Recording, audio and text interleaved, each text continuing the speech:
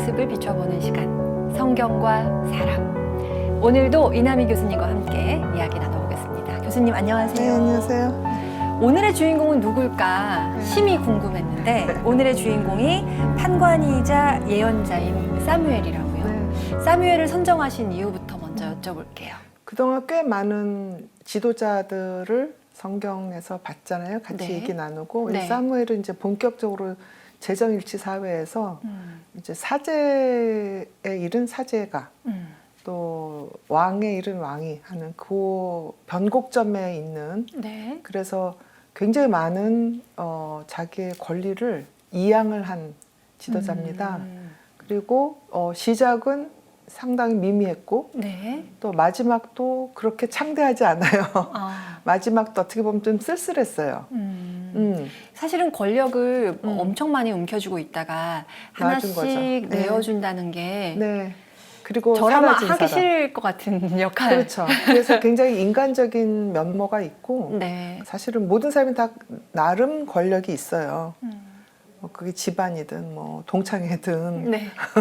뭐 부녀회든 네. 권력을 갖다가 권력을 놓게 되는 그 과정 중에 굉장히 도움이 되는 그런 인물 중에 하나입니다. 네. 저도 뭐 가진 게 많이는 없지만 하나씩 이렇게 내려놓아야 할 때구나라고 느낄 때마다 네. 아우 내려놓기 싫거든요. 그런 벌써요? 벌써 내려놓을 게 많아요? 그렇게 느껴져요. 아, 그럴 수 있어요. 네. 그쵸. 이제 이런 특히 아나운서 쪽은 우리나라에서는 젊은 아나운서들을 굉장히 좋아하니까 충분히 저는 무슨 말인지 알 것 같아요. 네. 자, 사무엘의 네. 이야기 저에게도 네. 느끼는 바가 많이 있을 것 같은데요. 네. 먼저 함께 성경 속으로 들어가 보겠습니다. 에프라임 산악 지방에 살던 라마타임 사람 엘카나에게는 두 아내가 있었다. 그중 한나에게는 아이가 없었고 한나는 주님께 간절히 기도해 아들을 얻게 되었다. 그리하여 내가 주님께 청을 드려 얻었다라는 뜻을 가진 사무엘이라 이름 지었다. 그리고 주님께 서원한 대로 나지르인으로 기르겠다는 약속을 지키기 위해 태어난 아이를 주님의 집에 바쳤다. 사무엘은 사제 엘리를 따르며 주님을 섬기게 되었는데 그 무렵 엘리의 아들들은 타락하여 주님의 눈밖에 나 있었다. 하느님께서 사무엘을 부르시고 사무엘은 주님의 예언자가 되었다. 엘리의 아들들에 의해서 빼앗겼던 계약궤를 돌려받은 후에 사무엘은 판관이 되어 이스라엘 백성들을 돌보고 이스라엘을 두루 다스리며 주님을 위한 제단도 쌓았다. 나이가 많아진 사무엘은 자신의 두 아들 요엘과 아비야를 판관으로 임명하고 브에르세바를 다스리게 했다. 하지만 사무엘의 아들들 역시 주님의 길을 걷지 않고 뇌물을 받고 판결을 내리게 되자 이스라엘의 원로들은 사무엘에게 자신들의 임금을 세워달라 요구한다.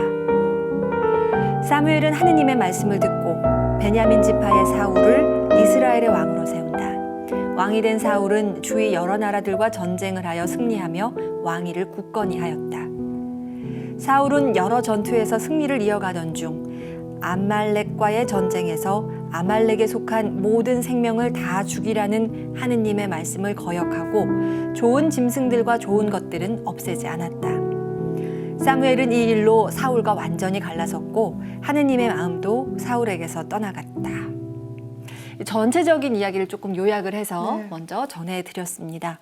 우리가 이제 본격적으로 이야기를 나누기에 앞서서 한나가 불렀던 노래 첫 부분을 좀 읽어볼게요. 제 마음이 주님 안에서 기뻐 뛰고 제 이마가 주님 안에서 높이 들립니다. 제 입이 원수들을 비웃으니 제가 당신의 구원을 기뻐하기 때문입니다. 이 한나의 노래 이것부터 좀 설명해 주세요. 오랫동안 불임이었죠. 난임. 네. 네. 그래서 그 당시 아이가 없는 엄마들은 대우를 받을 수 없었잖아요. 아이가 없는 여성들은. 네. 그래서 한나가 아마 맺힌 게 많을 거예요. 그렇죠. 가슴에 한이 많았겠죠. 네, 예, 그 근데 세월 동안. 그러니까요. 근데 아들을 얻으면서 순식간에 이제 자기 지위도 탄탄해지고 하는 그런 상황인데 네. 이제 세속적으로는 그렇게 생각할 수 있지만 한나가 맹세한 게 있잖아요. 주님의 아이로 키우겠다라는 네, 거. 그래서 여기서 말한 그 기쁨은 주님의 아이로 키우는 기쁨이 더 크지 않았을까. 그거는 이제 보통 사람들이 생각하는 그런 어떤 소유의 기쁨이 아니라 네. 이제 봉헌의 기쁨이라고 할 수 있을 것 같아요. 아, 받침의 기쁨, 예. 또 포기의 기쁨. 그 어떤 성경에서 보니까 음. 젖대자마자 바쳤다 네. 이렇게 표현이 되어 있더라고요. 네. 아, 엄마로서는 봉헌의 기쁨도 물론 크지만 네. 한편으로는 이제 품에서 좀 너무 빨리 떼어놓게 그렇죠. 되는 게 네. 마음 아픈 일이기도 할 텐데 네. 한나의 근데 과거 노래가 역사에 보면 네. 그 유명한 고승들 또 높은 성인들 네. 뭐 이런 수도자들 이런 사람들한테 그런 전승이 꽤 많죠. 아, 네. 네. 그러니까 그게 어떻게 보면 개인한테 속한 평범한 인물과 공동체 전체를 위한 비범한 인물의 차이일 거예요. 아, 그러니까 공동체 전체를 위한 비범한 인물은 주변 가족들이 희생을 좀 해야 돼요. 놓아줘야 돼. 아. 정말 그런 경우가 많았던 것 같네요. 네. 누구의 아들, 누구의 남편, 누구의 딸 이러면 공동체에서는 그렇게 비범할 수가 없어요. 오랜 난임을 거쳐 귀하게 네. 얻은 사무엘을 기꺼이 네. 봉헌하는 마음으로 내어주는 한나의 네. 노래로 우리가 이야기를 시작해 봅니다. 그 판관 엘리가 한나의 기도를 듣고 축복을 내려서 사무엘이 생겼다라고 하는데요. 그 판관이 그 당시에 말하자면은 아직 그 정치와 신앙이 분리되기 전이다라고 그렇죠. 하셔서 네. 그러면은 그 엘리라는 사제는 네. 정말 그렇게 막강한 힘이 있는 거예요. 이렇게 아이까지 날 수 있게 해줄 만큼. 예언자자 선견자. 네. 그러니까 영어로 말하면 이제 프로페트하고 시어라고 이제 각각 번역을 하는데 미래를 보잖아요. 하느님이 정해준 걸 내가 보고 예언을 할 수 네, 있는 것 그런 능력을 가졌다 이렇게 이제 구약에 기록이 되는데 네네. 근데 이게 참 어려운 게 그 당시에도 점쟁이가 있고요. 가짜 선지자들이 있었기 때문에 과연 이게 하느님의 뜻인지 아닌지는 아마 본인도 계속 물어봤어야 되는 문제고 그 성경에 나오는 선지자에 대해서 제가 감히 뭐라고 왈가왈부하기 조금 어려워요. 네. 그러니까 예언자, 선지자 지금의 개념으로는 우리가 좀 이해하기 어려운 그렇죠. 면들이 있는 네. 것 같아요. 네. 그렇지만 어쨌든 그 당시에는 엘리라는 사제는 대단한 그렇죠. 네. 위치에 있는 분이었던 거죠. 네. 그분의 축복을 받아서 네. 이렇게 사무엘이 세상에 나왔습니다. 아까 말한 것처럼 하느님이 준비해 주셨다. 또 혹은 하느님께 빌렸다라는 뜻이라고요. 사무엘이라는 네. 이름 자체가요. 네. 네. 근데 이름을 그렇게 짓는다는 건 정말 태어나는 순간부터 네. 하느님의 아이로 기르겠다는 마음인 건데 우리 현대에서는 사실 종교의 자유를 아이에게 선택권을 줘야 한다라는 이유로 유아 세례도 바라보는 시각이 좀 분분한 게 사실이고요. 그쵸. 네. 네. 이런 걸 좀 비교한다면 어떻게 말씀해 주시겠어요? 이제 어려운 질문인데요. 유아세를 받고 뭐 소위 말하는 모태신앙이고 뭐 이런 얘기를 할 때 아이들한테 두 가지 감정이 다 있는 것 같아요. 자랑스러운 감정과 네. 뭔가 얽매이는 감정. 아, 그렇죠. 네. 네. 선택받은 것 같은 느낌하고 그것 때문에 내가 뭔가를 해야 되는 것 같은 느낌. 근데 어쩌면 사무엘도 그랬을 가능성이 있겠죠. 어렸을 때는 네. 내가 이런 점 때문에 엄마를 빨리 떠났어야 됐구나. 그리고 이 무서운 그 판관 엘리 밑에서 이 무슨 고생이랄 뭐 이런 생각할 수도 있고 나는 하느님한테 바쳐졌으니까 열심히 살아야 되겠네 이런 생각 다 하지 않았을까요? 네. 성경에는 일일이 그런 거 기록이 안 돼 있지만 네. 충분히 그런 상황이 상상이 되죠. 그거는 현대에서도 아마 많은 뭐 신학생들 또 젊은 사제들이 그런 고민하지 않을까요? 수녀님들도 마찬가지고. 네. 네. 근데 제가요 신부님이나 수녀님을 뵙고 이야기를 나눌 때 짓궂은 질문일 수 있는데 늘 그 질문 하거든요. 부모님께서는 흔쾌히 신부가 되시는 것, 그러니까 수녀가 되시는 것을 허락하셨느냐 하면은 흔쾌히 허락을 받았다는 신부님, 수녀님을 거의 뵙기가 어려워요. 사제분들 처음 이제 서품 받고 이런 거 이제 가끔 방송에서 보거나 이제 보면 눈물들을 많이 흘리잖아요. 부모님들이. 저도 같이 눈물 흘리게 되는데, 근데 저는 사실은 우리 자식들이 만약에 사제가 된다 그러면 굉장히 좋았을 것 같은 부분도 있어요. 교수님은 좀 대범하신 면이 있는 것 같아요. 확실히. 저라면은, 저는 이제 아이 낳고 나니까 네. 그 눈물 흘리면서 반대하셨을 부모님의 마음이 네. 저 너무 알겠더라고요. 네. 교수님은 역시 저하고는. 아니 근데 네. 이게 속된 얘기지만 지금 자녀들 결혼 안 해요. 아, 고생하기 싫어서. 그쵸. 결혼해서 아이 낳고 이런 거 안 애 해요. 낳고 하는 삶이 너무 힘겨운 사회이기도 하고. 네. 근데 자아를 버리는 게 힘들다는 얘기거든요. 그만큼.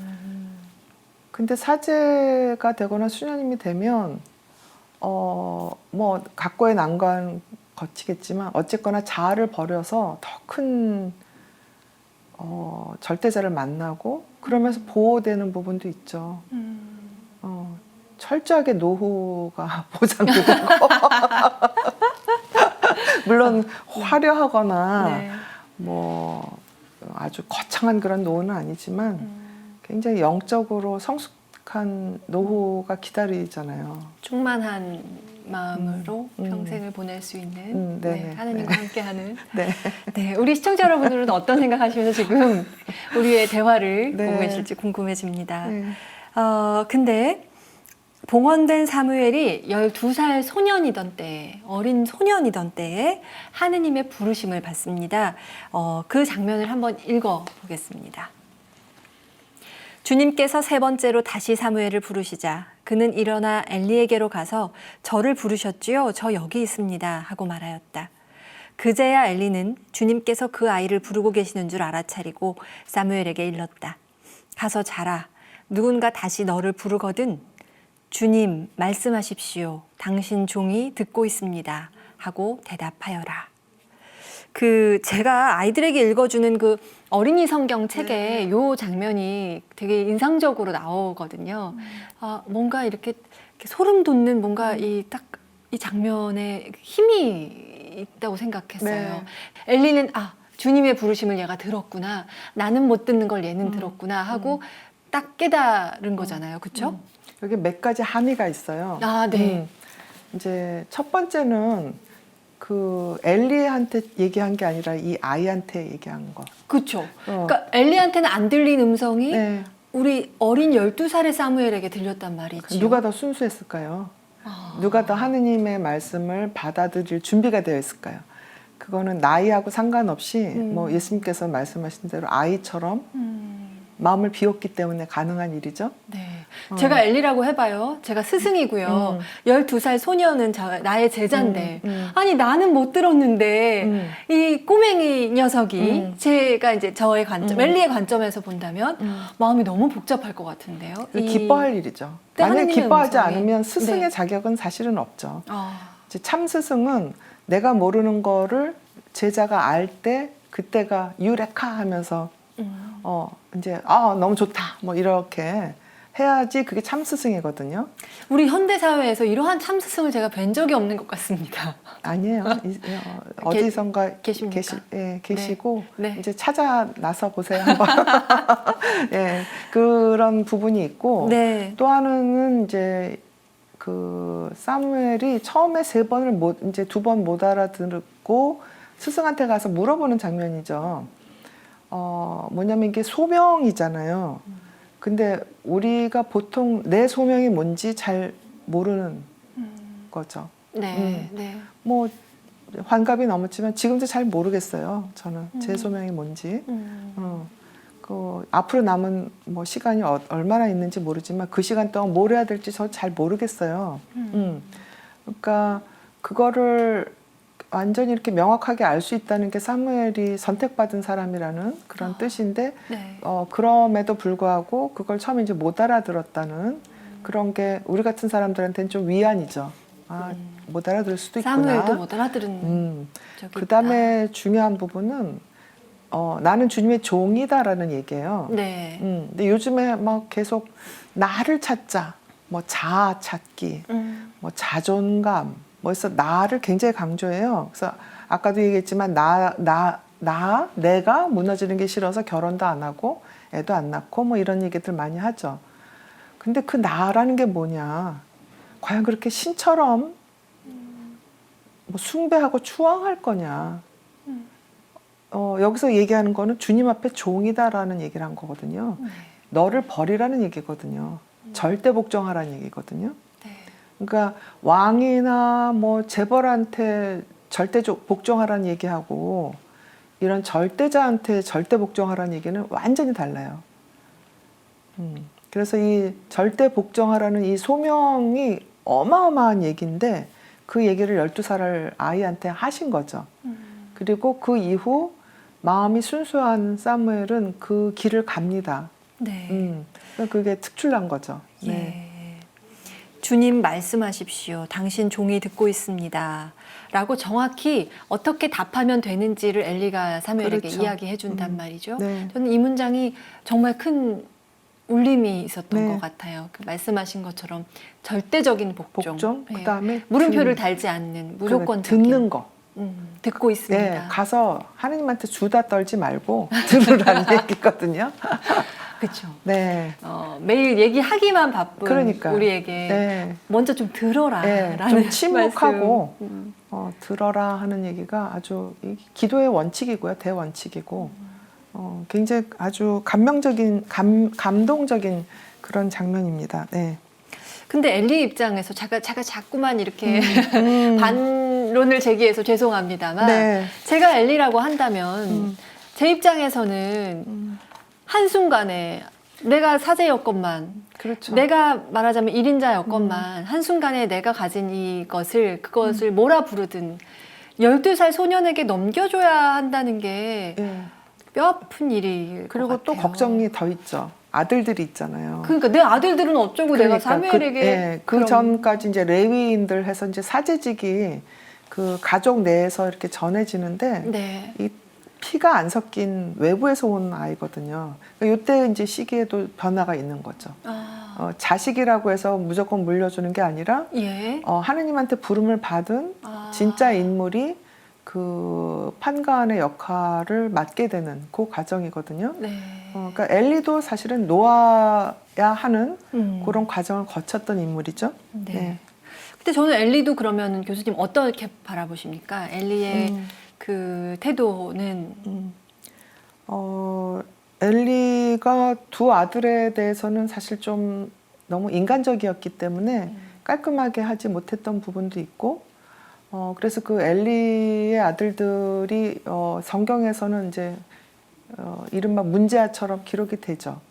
이제 네. 나중에 사무엘의 아들들도 똑같은 잘못을 이제 저지르고 예, 타락한 아이들의 그렇죠? 모습 예. 전형을 보여주는데 그래서 이런 게 그냥 가감 없이 기록된 것이 아마도 이제 나중에 판관에서 사제로 넘어가는 그 시기에 그 우리가 생각해야 될 부분을 시사하는 것 같아요. 그러니까 지금 사제들은 거의 결혼을 안 하잖아요. 네. 이제 성공회나 이런 데 빼고 개신교는 이제 결혼을 하지만 근데 가만히 이렇게 들여다보면 뭐 다 그런 건 아니지만 개신교에서 이제 자기 아들들한테 교회를 물려준다든가 하면서 여러 가지 좀 아름답지 못한 일들이 불거지고 사유화하고 이런 일들이 많잖아요. 근데 카톨릭 사제의 경우에는 철저하게 개인 재산이 없잖아요. 그렇죠. 물려줄 뭐 자식도 없고 그래서 이제 물론 인간이니까 뭐 여러 가지 뭐 일이 있을 수는 있지만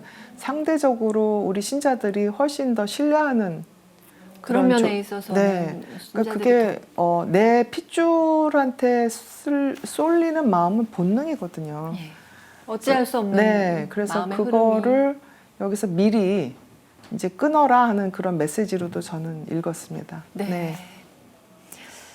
엘리가 죽고 사무엘이 그 자리를 대신하는 과정이 좀 흥미롭습니다. 필리스티아인과의 전쟁, 엘리의 두 아들의 죽음, 또 엘리의 죽음. 이 모든 사건이 하느님의 궤를 중심으로 일어나거든요. 하느님의 궤, 이것이 가지는 의미가 어떤 것일까? 네.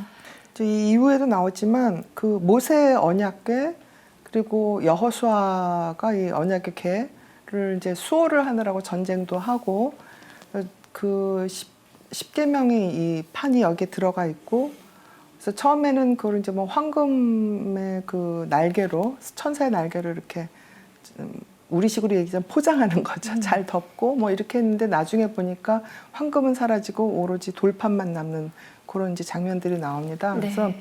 이게 그 종교적인 어떤 아이콘이죠. 이콘. 그 상징물인데 그 상징물이 사실은 핵심이거든요. 네. 그거를 뭐 황금이나 이런 거로 치장하느냐 아니면 포장 이런 거를 걷어내고 내용에 충실하느냐 하는 그 태도인데 여기서는 이제 그 하느님의 궤를 중심으로 해서 솎아내는 이제 과정 그 스토리가 여기서 이렇게 쭉 펼쳐지는 거죠. 그러니까 중요한 거는 어떤 자리나 뭐 인정이나 뭐 가족이나 이런 게 아니라 하느님의 말씀이다 하는 뜻으로 그렇게 이해해도 될 것 같습니다. 네. 흠이 없는 사무엘도 고민이 있었겠구나 하고 짐작하게 하는 부분이 있는데요. 그의 두 아들 이야기가 나옵니다. 그 이야기를 먼저 좀 보죠. 사무엘의 아들들은 그의 길을 따라 걷지 않고 이 속에만 치우쳐 뇌물을 받고는 판결을 그르치게 내렸다. 그러자 모든 이스라엘 원로들이 모여 라마로 사무엘을 찾아가 청하였다. 어르신께서는 이미 나이가 많으시고 아드님들은 당신의 길을 따라 걷지 않고 있으니 이제 다른 모든 민족들처럼 우리를 통치할 임금을 우리에게 세워주십시오. 다른 왕을 세워달라 하는 이 이스라엘의 요구, 이걸 어떻게 봐야 될까요? 사무엘에게도 참 아픈 순간이었을 것 같습니다. 네. 그러나 대세죠. 뭐 요즘식으로 얘기하자면 꼭 이렇게 필요한 과정이었고 전환에 가는 네. 그 과정에서 피할 수 없는 아픔 이런 네, 그러니까 걸까요? 개인적인 욕심을 떠나서 이제 국민한테 뭐가 필요한지 또 국민들이 요구하는 게 이제 처음에는 사무엘이 보기에 좀 가당치 않고 이제 국민들이 그것 때문에 어떤 괴로움을 겪을지 또 그 예언자로서 보이고 뭐 이런 부분이 있죠. 제가 국민이란 말을 써서 그건 조금 고쳐야 될 것 같아요. 국민이라고 할 이때는 국가가 아니니까. 그렇죠. 네, 그냥 그... 일반 민중이라고 그래야 될까요? 국가라는 개념은 근대의 개념이거든요. 네. 그러니까 이때는 이제 그 처음에 시작하던 시기죠. 예. 그러니까 왕정조차도 아직 확립되지 않았던 시기이기 때문에 그 와중에 중심을 지켜줬던 게 아까 말씀하신 언약의 궤죠. 하느님의 말씀. 네. 그 중심이 있었기 때문에 그 이스라엘 민족이 숱한 그 외침을 겪고 많은 민족들의 부침을 겪으면서도 계속 갈 수 있었던 힘인 거죠. 예. 그래서 사실은 이 요구를 받아들이게 되는 거죠. 네. 사무엘이요. 예. 근데 사무엘 이야기 안에서 사무엘이 엘리의 아들들이 타락한 모습을 다 봤고 그래서 죽음에 이르기까지 과정을 다 알고 있는데 왜 자기 아들들을 이렇게 말하자면 잘 단속하지 못했을까? 그렇죠. 잘 아쉽죠. 가르치지 못했을까? 이런 좀 아쉬움이. 그렇죠. 그러니까 사무엘이 우리가 생각하는 어떤 위인전의 위인 같은 인물로 우리가 이상화하기는 좀 어렵지 않을까 그런 생각이 들고요. 어쩌면 네. 이걸 이제 경고한 거죠. 누가 내 형제냐, 누가 내 부모냐, 뭐 이렇게 예수님께서 말씀하셨던 부분도 있는데 네. 내 자식부터 챙기면 그건 하느님의 말씀하고 좀 다를 수 있거든요. 우리나라에도 왜 황희정승 아주 네. 유명한 명재상으로 알려져 있지만 네. 황희정승의 말년이 그렇게 좋지 않았어요. 왜 안 좋았냐면 그 아들하고 조카가 그 궁궐에서 도둑질을 했어요. 그런데 그거를 벌을 안 줬어요. 제대로. 그래서 그때부터 급격하게 이제 권력을 잃게 되고 이제 미미하게 됩니다. 존재가. 근데 사무엘도 역시 마찬가지예요. 근데 아마 현실에서도 자기 자식부터 챙기는 바람에 지도자로서의 권위, 또 자기 아내부터 뭐 자기 남편부터 이렇게 챙기면서 굉장히 부끄럽게 되는 지도자들을 꽤 많이 봤을 거예요. 지금도 여전히 보고 있고. 예, 그렇습니다. 네, 네, 그래서- 생각해 보면 그러네요. 네, 그러니까 지금 어떻게 보면 이 사무엘의 행적이 많은 사람들한테 시사하는 바가 굉장히 큰 거죠. 네. 네.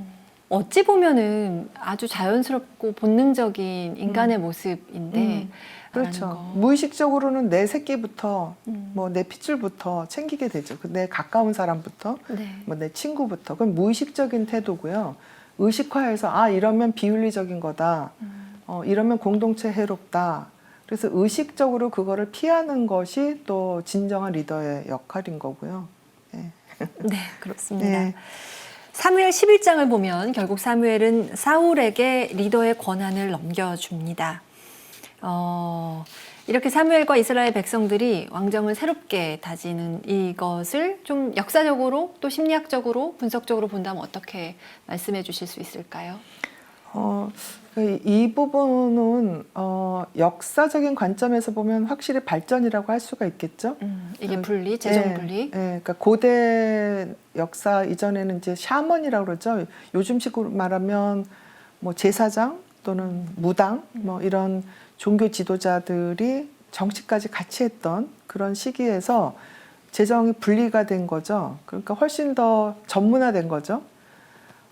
그리고 그러니까 왕은 왕으로서 역할에 충실했을 것이고 또 사제는 사제 역할을 충실하게 되는 그런 건데 그런 과정을 통해서 어찌 보면 왕이 갖고 있는 어떤 성스러운 역할이 없어지면서 네. 왕에 대한 기대도 그 전에 그 모세나 여호수아라는 그런 큰 리더에 대한 기대하고는 달라지게 되죠. 예. 그리고 보통 사람들의 삶도 또 하느님의 어떤 말씀으로부터는 조금씩 오히려 멀어지는 계기가 될 수도 있는 그런 상황이었던 거죠. 네. 네. 오늘의 주인공 사무엘이요. 나즈르인으로 길러졌습니다. 하느님의 사람으로. 그리고 나즈르인으로 길러진 삼손도 탄생 배경이 좀 비슷하고요. 근데 네. 오늘날 우리가 삼손에 대해서 이야기할 때 또 사무엘에 대해서 이야기할 때는 좀 달라요, 많이. 그렇죠. 그 삼손은 일단 자기 충동 조절에 실패한 인물이죠. 네, 네. 그리고 상당히 이제 자기 일을 뽐내는, 자기 힘을 뽐낸 사람이고, 그 다음에 여자한테 휘둘린 사람이고. 아, 그렇죠. 네. 근데 사무엘은 적어도 뭐 여자한테 휘둘렸다든가 그런 일화는 없어요. 예. 그리고 물러날 때는 또 물러났고, 제일 좋은 게, 제가 이제 또 은퇴도 몇 년 있으면 하게 되고, 이래서 사무엘을 교수님도 또. 벌써. 네, 몇 년 있으면 은퇴인데, 그래서 사무엘이 이렇게 권력을 예. 주고, 예. 자기의 가면이죠. 이용심리학으로 말하는 페르소나를 벗고, 자기의 고향의 라마로 그냥 어떻게 보면 쓸쓸히 그렇게 갔을 때 마음이 어땠을까. 또 어쩌면 아들들은 우리한테 물려줄 거를 왜 다른 사람한테 물려줘. 나 아버지하고 절대 안 봐. 그랬을지도 모르거든요. 그렇죠. 아들은 또 아들들의 기대가 있었을 수 있고. 네, 그때 마음이 뭘까. 예. 그래서 사무엘의 그 이야기가 사무엘은 남자고 저는 여자지만 남의 일 같지 않고 어떻게 하면 정말 주님 앞에 종으로 될 수 있었을까. 사무엘은. 그리고 우리는 왜 그게 안 될까? 예. 뭐 그런 여러 가지 생각을 하게 되는 인물입니다. 내려놓아야 할 때를 알고 내려놓는 자체도 큰 용기라는 생각을 하게 돼요. 그렇죠. 근데 예. 그게 사실은 매일 내려놔야 돼요. 매일요? 네. 그러니까 싫은데요? 그러니까요. 그러니까 예를 들면 네. 이 자식한테 뭘 좀 더 해서 얘가 네. 똑똑했으면 좋겠다 하는 욕심. 자꾸 조종하고 싶은 그러니까요. 그 욕구를. 그걸 내려놔야죠. 그렇죠, 교수님. 네. 네. 예, 머리로 알지만 네. 실행으로 되기가 네. 정말 어려운 것 같습니다. 그러니까요. 예. 그리고 내가 요걸 좀 더 하면 돈을 요걸 좀 더 벌겠지 하면서 거기 집착하는 마음도 내려놔야 되고.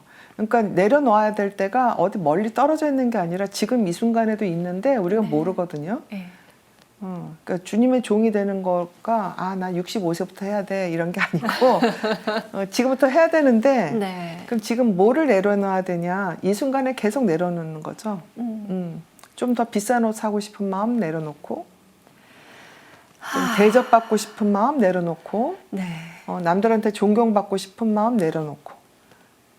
그러니까 그걸 우리가 별로 욕심이라고 네. 생각하지 않는 것 같아요. 이를테면 존경받고 싶어 하는 마음, 내가 타인으로부터 좋은 평가를 받고 그렇죠. 싶은 마음, 이런 것들을 우리가 별로 현대사회에서 욕심으로 치지 않잖아요. 그렇죠. 열심히 사는 뭐 동기다 뭐 이렇게 얘기를 하는데 예.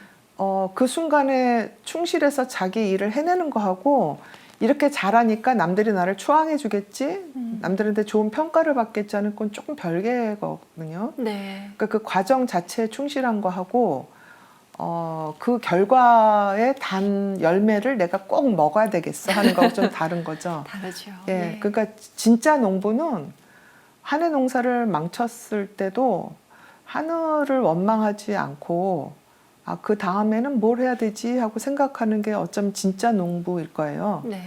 근데 거기서 좀 벗어나가지고 뭐 예컨대 지나치게 비료를 넣는다든가 뭐 또 통념없이 대출을 받는다든가 그러면 결과가 좋지 않잖아요. 뭐 농부뿐만 아니라 우리 같은 사람들도 마찬가지죠. 마이너스 통장 갑자기 그런 게 다 욕심이죠. 네. 근데 그걸 모르는 거죠.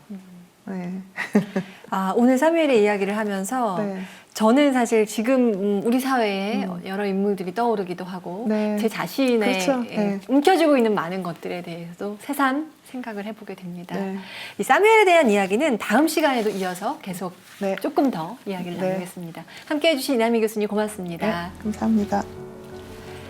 성경과 사람, 오늘은 사무엘에 대한 이야기를 나눠봤습니다. 여러분은 보시면서 어떤 생각 드셨나요? 다음 시간에도 이어서 사무엘 이야기 계속 진행해 보겠습니다. 다음 시간에도 함께해 주시고요. 시청해 주신 여러분 고맙습니다.